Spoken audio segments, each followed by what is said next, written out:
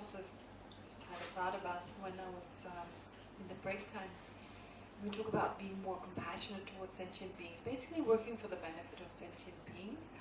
Also, I mean, to look around in Israel, I mean, there's so many people who have problems, right? So there's a lot of their social problems, there are problems with poverty, etc. And a friend of mine, Nif Agam, I think his name is, yeah, he has an organization, for instance, called Social Magic. So that's, you know, one, I mean, of course there are other organizations, definitely, but that's the one I know about. And, you know, maybe to become active there, help out there. I mean, a lot of the time we save money, we have a lot of money, but maybe there's a way of, you know, sharing, even if it's just a little bit, because he's doing a lot of work for, you know, people with social problems, financial problems, etc. So this is also Dharma practice. Sometimes it's easy to just visualize. Oh, I visualize, I make an offering. I mean, that's a way to prepare to be generous, but also to give something to the people we live in, especially this country. I mean, of course, we also, I mean, we can't help everyone. It's, of course, we can't help everyone. So a lot of people help when there are disasters in the world, like when there are earthquakes and floods, and that's beautiful. We absolutely should, especially when there's desperate need. But if we can just take a little money, maybe just those 10 shekels or, you know, 40 shekels, whatever, a month that we could donate to some place that works for the benefit of others, that helps to relieve people from whatever problems they face, you know. And Nif told me that there's now every fourth Israeli lives below the poverty line. I don't know whether that's really far, but yeah, well, it seems like that's a lot. Every fourth, that's a lot. So we live in this country. You live in this country. You live in this country. So the people, we're part of this, you know, the whole world. So we depend on one another. And sometimes we don't need to look at faraway places so much. We just, you know, look around the corner and also try and do something in our own country, right? In particular with these organizations. I think that's important. And it's beautiful if you can make a small contribution. I mean, if everyone makes a small contribution, it's a lot, right? Okay. Anyway, but to come now to the precepts, the precepts for taking refuge as they appear in the oral tradition. So this has two subdivisions. One is the special precepts, which relate to each of the three jewels separately, and then the general precepts. Okay, and the special ones, there's a number of proscriptive precepts. So proscriptive basically means an action one should refrain from, and prescriptive precepts, actions one should engage in. And again, like I said earlier, we should use our own discernment, our own discrimination, what we can do, what we cannot do. And it's important to not misunderstand, especially the first one. So there's a sutric quote that's given here, the Great Final Nirvana Sutra, where the Buddha himself basically specified those who take refuge in the three jewels come closer to the truly virtuous. They never take refuge in other gods. So this needs to be explained, what that really means.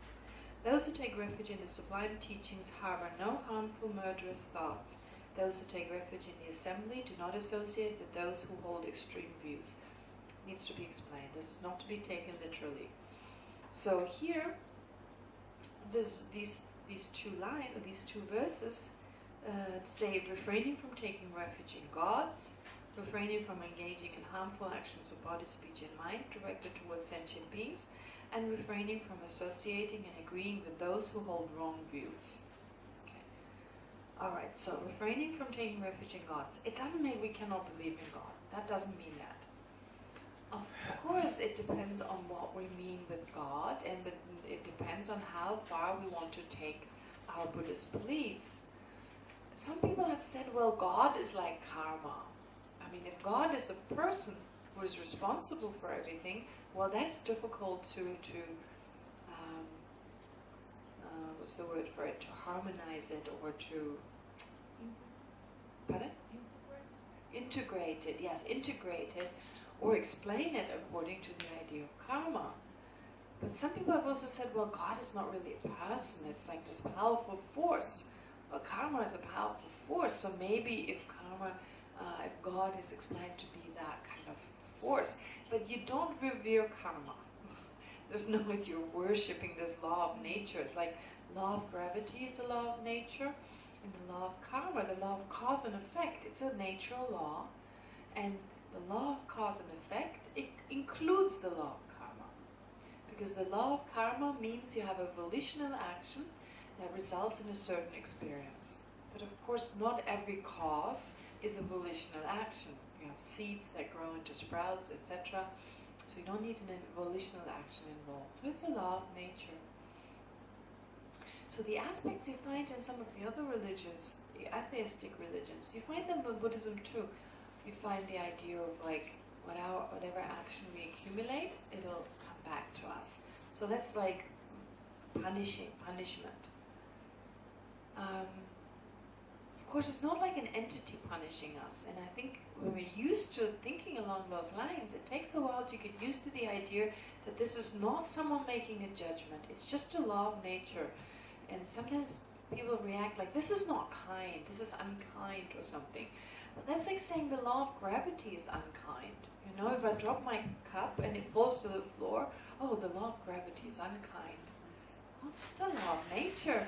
And if the causes and conditions come together for something to be, you know, let go of, well then, if when you let go of it, if the causes and conditions are of letting go of something, well then it'll break.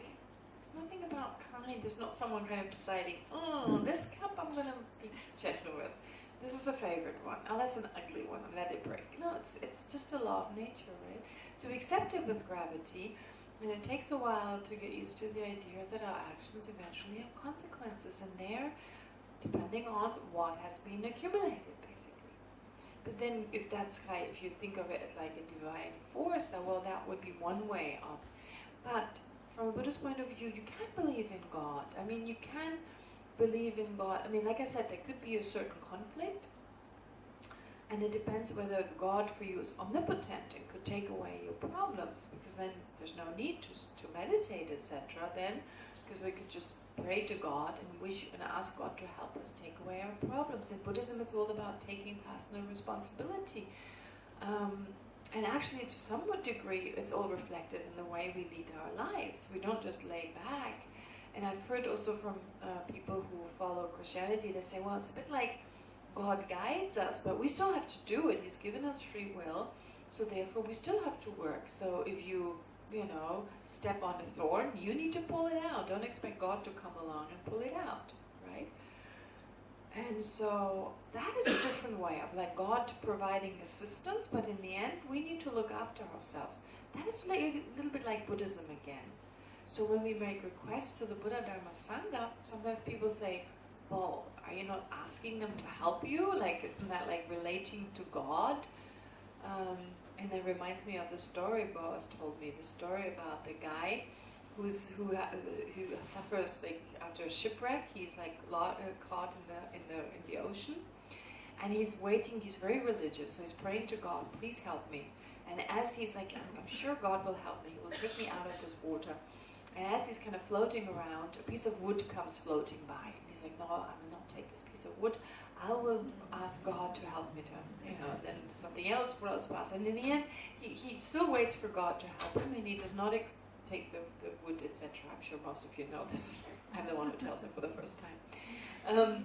And then in the end, he dies, and he meets God, and then God says, and he says, like, what? Why didn't you help him? And he said, I sent that wood. I sent those objects your way, right? It's beautiful. So it's a bit like, of course we can receive help. We receive help from our doctors. We go to a doctor, we say, I have a problem, can you help me? We ask our friends, can you give me advice? We ask our parents, we ask people to help us, and they can. So in the same way, why not? The Buddhas can help us to a certain degree. Maybe help, bless our mind in such a way that we are inspired to look at this book and find an answer to our question, right? So they can still affect something, but not everything. I mean, we have to create the karma. They can benefit us, right? maybe manifest in the form of a person who walks up to you and gives you the answer to your problem. Okay, because Buddhas can so we need to request. We need to create. Of course, must have created the karma for it to happen. But to request Buddhas and Bodhisattvas for things, that's also okay, right? But in the end, of course, for us to create the causes to receive the help we ask for. All right. So in that sense, there's no contradiction. But we cannot expect the Buddha for us to do the work, like no way. And I guess the way we sometimes relate to God in Abrahamic kind of religions, like such as Judaism, Christianity, Islam, is similar. Right? We ask for assistance, but in the end, we have to do it on our own. But of course, Buddha didn't create this world, and he was not always enlightened. He was not always this person. He was like us one day, and we can become like a Buddha. So there are differences. Big differences. The idea of selflessness, very difficult to I don't know about Judaism, but in Christianity there's such emphasis on the soul that it's very difficult to harmonize. There's a word for it. Pardon? Conciliate. Consolidate, is that the word? Conciliate. Conciliating these ideas with the ideas in Buddhism. So that is a little difficult, right? Anyway, but you can choose to go this far, take this much on from Buddhism, and remain with your own religion. But if you really make the commitment, you want to reduce your afflictions, you want to become just a sect, become liberated and enlightened, then from that point of view, you shouldn't rely on God. Unless you know that God, the religion of whichever God you follow, takes you towards liberation and enlightenment, then okay. But just to be, in order to rely on a guide to take you to liberation, we should rely on someone who can take us there. So if God is someone who can do it, well, you would call that person a Buddha or a Bodhisattva anyway. It's just a matter of, you would say that's what God is. But if the celestial being does not have that, does not teach that, then we shouldn't rely on the celestial being, only from the point of view of becoming liberated or Buddha. The rest we can still rely on that. We still go to doctors. We're still, from the point of view if we want to have a better rebirth or, be more in the celestial realms or whatever, we can still take refuge. So does that make sense? So it's not saying you can't be something else. Yes, if you... I just remember something from that you told us from the Pramanavartika that really is proving that the Creator God is not a consistent idea. Mm-hmm. Let's put it this way. What did I say? No, no, but I said something very specific. I said if you want to go all the way, right, in terms of if you want to take all of Buddhism, right, and really practice and karma and past, future lives, etc., no self, then big problem with God. So in terms of philosophy, from the point of view of philosophy, if you follow the philosophy of Buddhism, you don't follow the philosophy of the soul, of only one lifetime, but you still depend on God, that's fine. It's like the problem is the philosophy that goes along with the belief in Christianity, for instance. Like I said, I don't know about Judaism, but I know in Christianity it's this whole idea of like, oh my God, if you're Catholic, you have to even believe the Pope is like a representative of God and all that. Plus, there are a few things I don't remember, but like Mary, there's something special about Mary you have to believe in. Oh yeah, the birth, the immaculate birth. The immaculate birth, conception, immaculate conception, that's right. That's the whole bread is incarnation of this real flesh. Yeah, that's right. Yeah, the bread that you eat is the right. It's like, whoa, come on. Ooh, that's gross, I'm a vegetarian. Drinking someone's blood, but no, I'm kidding. But so there are a few things that are very difficult, philosophically. So just to believe in God is one thing, but taking on all the philosophy, well, that becomes difficult. So what I meant when I taught the Pramanavartika, the second chapter, where there's a whole issue of why God from a Buddhist point of view doesn't make sense, and here it's not God in general, it's Ishvara. It's a philosophical system in India that held the existence of Ishvara, and just comparing that view with the Buddhist view and seeing some of the inconsistencies. Okay, so that's slightly different. So I think you can still, we can make things work if that's really a need for us. And I think if this is something you really feel strongly about, but you still want to reduce your afflictions, etc., do it. It's always good to reduce our afflictions. It's important to reduce our anger and enhance our love. But just don't make a conflict. When there is an internal conflict, you have a problem. Yeah? Yes, Simba. If you like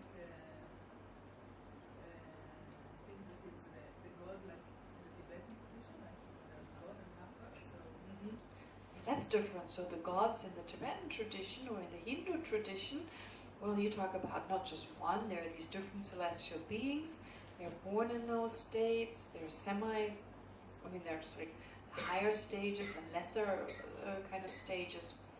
Yeah, I mean, Tibetans believe in them, but they don't necessarily worship them, etc. Some do. Some do. In Ladakh, they do. In Ladakh, they worship local spirits and some of the celestial beings, and they have like a little altar for them. And then those local ones, they're a little lower, and the rest is a little higher. Yeah, like local spirits, etc. Yes? I'm not sure on the same worship status. It's more like respect. Well, a friend of mine, she comes from Sanskar. She said they actually saw this as a protector of the house, and like worship, of course, there's certain degrees, but like, to please this being and see it as like a protector. So making offerings, etc. So not worshipping this as like a Buddha. I mean, the altar is always lower, but at least there's a sense of reverence and a sense of offering, etc. Yeah. So yeah, I think you're right. Worship is maybe too strong of a word, but definitely have respect and revere and respect, etc. This being. Yeah. Okay. Yes. I met once with a group of Orthodox women in Yes. Israel. Yes. Chabad village, and it was secular and Orthodox women. And I said that I believe in God, and I described my belief. Okay. And I described Buddha nature using Jewish terminology. I said about the divine, clear light, Zika Elohim, that I believe in within anyone, which is potentially full of love, and everybody related to it. I just didn't use the word creator. I left it out. But I described my God, which I believe in. And they came to me with appreciation how secular and Orthodox, they didn't know about Buddhism, how secular and Orthodox can integrate together and talk about the same, believe in the same thing. Right. So I see no contradiction. I met with Orthodox women and described my God. And they loved it. No, what you describe They is the didn't know about similarities. Yeah, I was going to say, you describe the similarities, but of course the difference is that what you describe as God, if you think of Buddha was an ordinary person, I mean, there are also I differences. choose to leave it out. Yeah, you chose to leave it out. And I think that's good. I had to give a talk in my home village about Buddhism, and I tried to point out some of the similarities, And then they were like, well, why did you leave that? We have it all here. And they were like, well, there are those differences. And I pointed those out. But actually, I think in Judaism, Buddhism can be probably more consolidated with Judaism than with Christianity. Because in Judaism, you don't have a clear picture of what God is. It's not a person. Like, I grew up painting pictures of God, like an old man with a beard. Did all these drawings. I mean, I come from this Catholic church where imagery is very important. The idea of the soul is very important. What God is, have an image of God. So this is why I think a lot of people in Judaism, I don't think there's such a strong idea of what happens afterwards. It's not that clear cut. Is it clear cut? I mean, in Christianity, it's like heaven or hell, right? Forever. You're in hell forever. Yeah, it's kind of like leaving it open a little bit, so there's more room for. I was interested a little bit in the Jewish original Christalic philosophy. Yes. They don't talk about God that you can grasp with your mind. It's something abstracted. Yeah. And even the energy between the cells. Yes. Rabbis like Rabbi Akiva and like this talk about this. If you can find the real origin letters or something to read about. What you read today, all the stuff that got a lot of I don't know call that politics, corruption, and also kind of making it simple for those people who find these abstract ideas too much. So simplifying it and maybe creating more. I think you're right. And Buddhism does that too. You know, Buddhism can have that too. That aspect of like Buddha's the good guy. You know, we should all be nice to one another. If you're not nice, you go to hell. I mean, it's not like that. You know, it's a little bit like for people who are kind of don't have the same education as some of the monastics, right? Okay. I saw a hand here. Did someone raise a hand? Yeah. Can you tell us the way that you did into Buddhism, and do you remember the part that you felt that you're absolutely going into it? I mean, okay. the I get the separation question. from Yeah. your life before, or I can say a few things, but let's first continue with this. And no, I think it's, you know, people are usually interested, so I'll say a few words about that, how I've made that transition. But of course it was a very slow transition, but in a few words I can say a little bit. But let's wait more towards the end. Yeah, I'll definitely try and remember, and if you don't, please remind me. Yeah? Okay, great. So, anyway, here it says refraining from taking refuge in gods, in the sense for ulterior, from the point of view of, or ultimate refuge means refuge from the point of view of asking them for guidance to be liberated or fully enlightened, because without relying on the Buddhas, well, unless they're fully qualified, but then you would call them Sangha or Buddhas. So, but those who are not Sangha or Buddhas, those gods, if they cannot help us, they may lead us in the wrong direction, and so therefore to avoid that.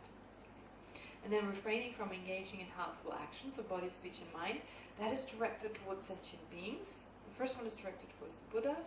The next one is directed towards sentient beings and pertains to taking refuge to the Dharma. So that means try not to harm others. It's the foundation of Buddhism. Non-violence is the foundation of Buddhism. So not to engage in harmful actions, which again is mental. We may use to maybe put someone in prison because they've acted in a way that is dangerous to others and the person, him or herself. Well, that's different. That's not violence. Violence comes out of a violent motivation. Okay? And then refraining from associating and agreeing with those who hold wrong views. Okay, we can of course associate with them in general, but agreeing with them, that's different. You know, if someone has these ideas, killing other people and being unjust towards others and having anger and so forth, I mean, we should respect their views, have compassion towards them, etc. But we don't need to associate or agree. Associate in the sense, of course, we need to relate to them. They may be our family. It's important, you know, to have this relationship with these people who have a common connection to our family. But we don't need to agree with them. We don't need to go, okay, it's true what you're saying. You can express your opinion very gently. Again, kind of check the other person. How much can you go? How far can you go? How much can you tell them? Saying, look at history. You know, violence has always ever bred violence. It's never been, you know, just be very skillful. And if they don't listen, okay, let them be. It doesn't work well in Israel. It doesn't work well in Israel. With some people, it doesn't work well. I think with some people, they may go, no. But maybe they think about it later. Yes. Here it says wrong views, but on the previous page it says extreme views. Wrong views are extreme views. And extreme views are wrong views. As in, like, an extreme view, I give you an example of an extreme view. Holding, like, I look at our afflictions as extreme, like, there's always a counterpart that is positive. For instance, if I recognize a negative action as a negative action, that is okay. I see an action that is negative and I recognize it as such. From the point of view, of course, it's only negative in relation to something else. So because it harms another person, it's a negative action. That's the basis for compassion. You know, a negative emotion, like a harmful, like a harmful feeling. I see another person having suffering. That is something negative. It harms that person. So I generate the wish for them to be free from it. But then I take it to an extreme. What I do is, what is ordinarily a good state of mind, which is kind of discriminating, discerning. This is negative, it harms this person, right? Negative, again, totally relative. There's no absolute negative, but in relation to, relative to their feelings, their emotions. So since they feel unhappy when this happens, so it's a negative feeling. But then I start to go take it to an extreme level, to an exaggerated level. Instead of perceiving the person and the action as not identical, right? Instead of seeing them as I see this person and their action as one. And the action is truly bad. It's got nothing to do with designating it and being relative to something. And then I see this action as the person is just that action. It's totally that action. And I get angry with them. I have hatred towards them because I just see that negativity as one. That is an extreme view. That's not what's there. That's extreme. That's exaggerated. And that's a wrong view. It's not in accordance with reality, right? Likewise, with regard to attachment. So I recognize a positive action. You know, everyone does positive things, negative things. I recognize a positive action. It makes me feel good. I see it as a positive action. And then I don't see anything else. I exaggerate that. I see the whole person as that. I'm totally attached to that person. And all I see are those positive actions. Okay? Guilt is the other example. You know, seeing something as positive and then it becomes extreme and exaggerate and it becomes attachment. Guilt is another extreme where regret is just recognizing an action one has done and of course understanding I've done good things, I've done negative things, and the negative things I regret and I'm determined not to do it again in the future. Instead, I see myself and the action as one. I forget all the negative things and I don't like myself because I'm so bad and oh, what I've done this, and we feel bad about ourselves. That's guilt. So it's again an extreme, an exaggerated, wrong view. I am not my action. I'm more than that. I have a mind and a body. You cannot define a person just by their actions. And I take one action, I blow it up, so that's my guilt. Does it also refer to philosophical views, or is it in different? I mean, philosophical views are usually based on those extreme views we hold anyway. So, wrong views, believing. I feel my actions, like when there's guilt, also, I feel guilty because I've done something 10 years ago. It feels as if this action is still there. It's long gone. The action is gone. It's impermanent. But there's a sense it's still there. Can you bring back feelings of guilt? Right? I mean, things we've done, we failed to do, or we did 10 years ago, or like even last week. That action is gone. But it feels like this is still defining you. This is still you. This is a sense of permanence. And on the basis of that feeling that is permanent, we may actually have a whole philosophical view how our actions are permanent, so you can take it, it's all connected, so you can make a whole philosophy out of it. It feels like this is me, the center of the universe, there's an extra I, a separate I, and I make a whole philosophy from it. I talk about the ego, the superego, I talk about, all these ideas of the soul, right? These are all then philosophical systems. Does that make sense? Yeah. So all the philosophical systems that hold wrong views, there's something there. It feels that way, right? I mean, those, I'm saying extreme views.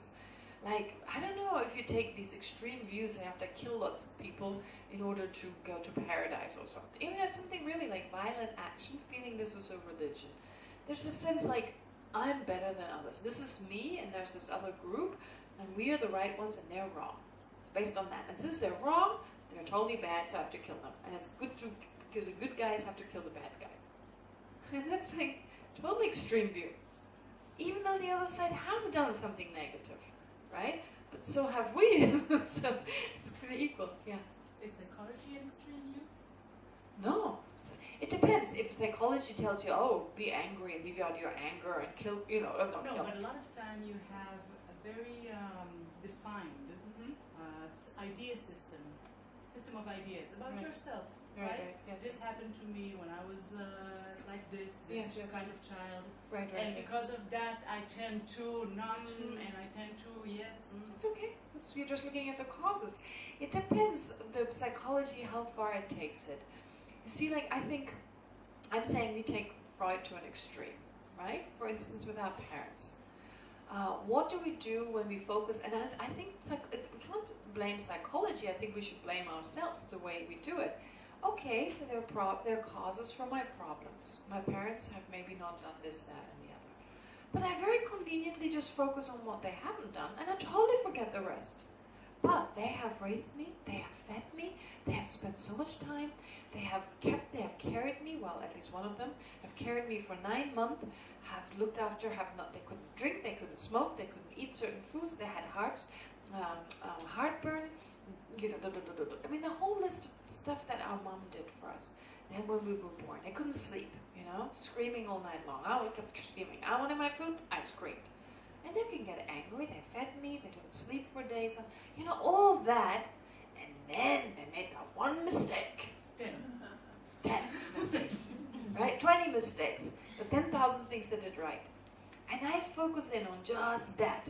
And as if I was stuck in that now, I mean, I'm changing. Yeah, they made a mistake, and I created the karma for that too, by the way.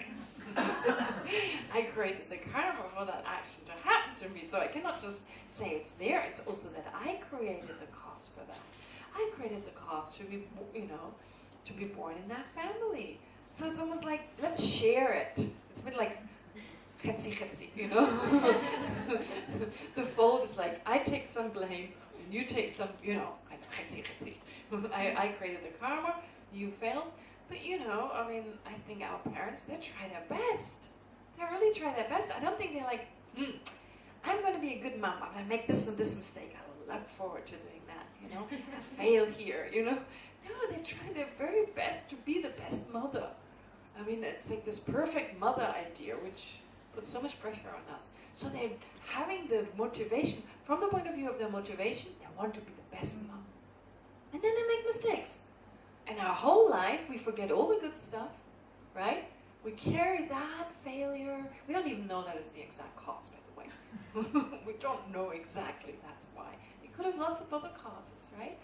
And we talk about it, and we think about it again and again. I can just think of a relative of mine who does that all the time. And she's stuck. She's stuck. She cannot change. And I tell her, look, you can change now. It's happened. Move on.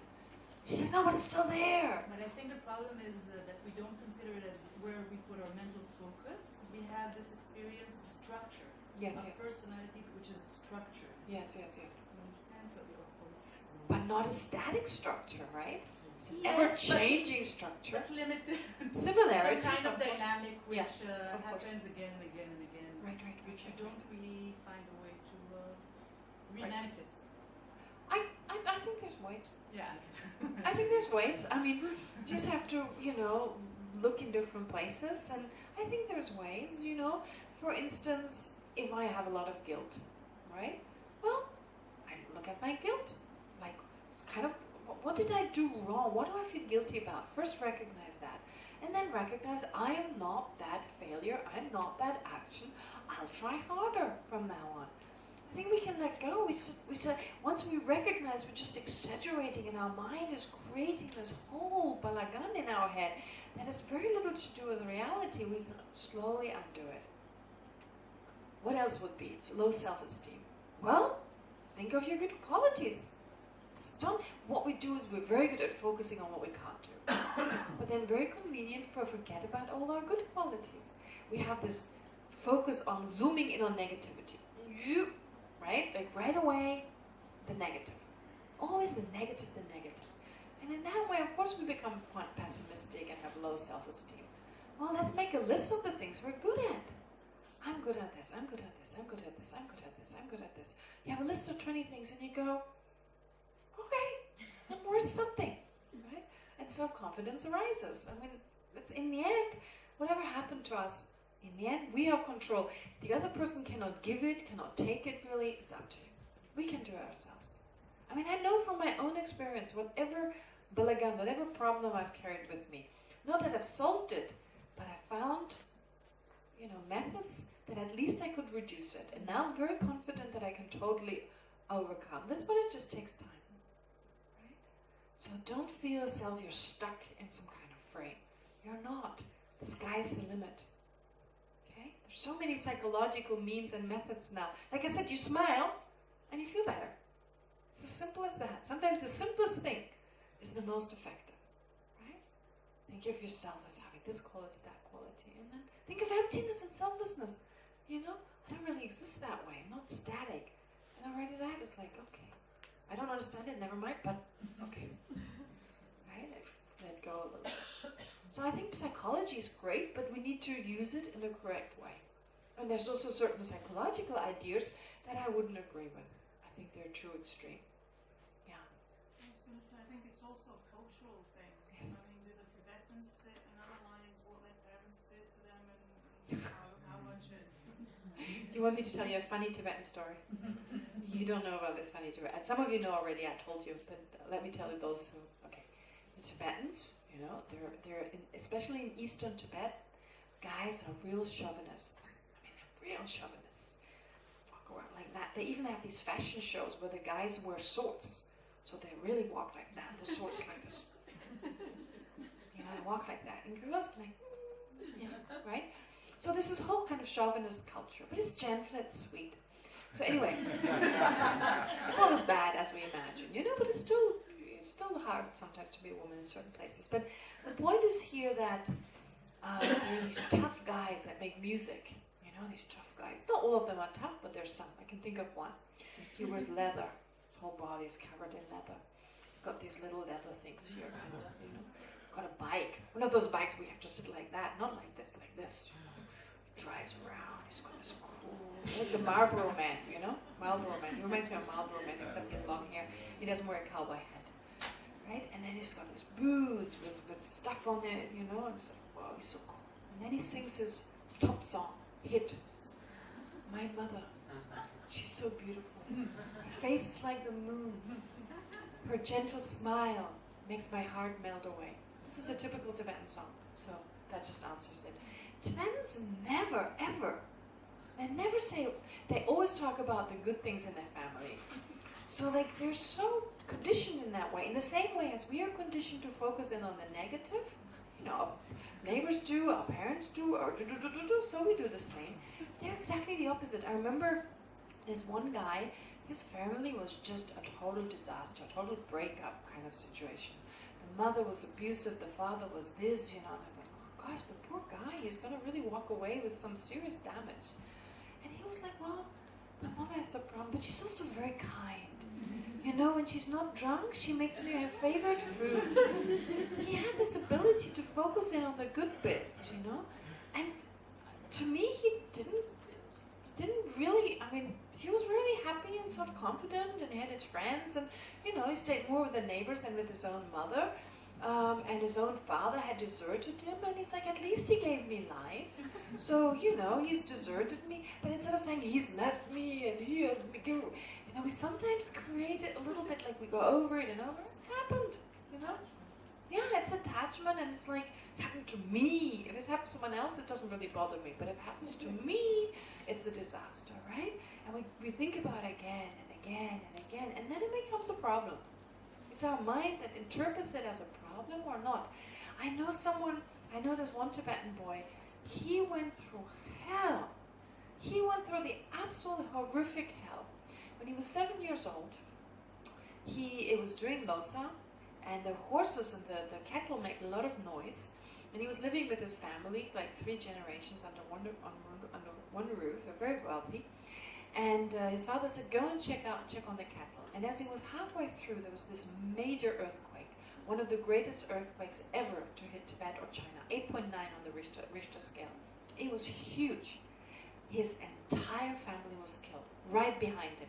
That is, many of them were trapped in the building for days. They couldn't get them out. Like, there was no one there. Everyone had been killed. The Chinese army, they eventually arrived, but the roads were broken. These were different days. Those was in the 80s. So they just didn't have the infrastructure. And he heard his parents, his siblings screaming underneath all this, you know, wood and everything. And they died. So he was totally on his own, almost starved to death. And then he was taken to China when the Chinese army eventually arrived. He was put in an orphanage. He was sexually abused. He was treated like sexual abuse. I mean, everything was just horrible. I mean, everything went wrong for him. and when he was able to escape back to Tibet when he was 16, and he was living under terrible conditions. He was so poor, and he lived with his friend who had also survived the earthquake, I believe, anyway, with his friend. And when his mother died, he did the sky burial because there's no money. He cut up the mother to feed her to the vultures, which is done in Tibet, as a way of an economic way of, he did all that. And I've never met someone so kind and compassionate. He said, like, all the things that happened to me, I don't want anyone else to ever go through it. And he was a monk, and then eventually he became married. He's now married to a Japanese woman. And he worked for the monastery. He was from Japan Muslim. He worked for the monastery. They had like a guest house. And he worked for free just to get some money for the monastery. And when there were guests who had stomach problems, he would be with them, clean their vomit, clean their sheets, wash their clothes. He was just, or he is the kindest person I've ever met. And what a terrible life he's going to come through. But he never saw it that way. He also, these were opportunities for me to be more compassionate. He interpreted it in a way that made the whole experience worthwhile. This is the power of the mind. This is so beautiful. It's in our own hand. What happens to us, happens to us. We created the causes, and he always felt very strongly, I created the causes of that sometime when I don't remember. Okay, it's not even that it feels like it was me, but it's a continuum of my consciousness. It happened. I can't undo it. I didn't purify it quickly enough. Of course, we can purify negative karma. I didn't. I experienced it. That's okay. Now the karma is gone, and he's the kindest person. So I think sometimes in the West, we focus too much on the stuff that's gone wrong, and we suffer more than necessary. We suffer so unnecessarily.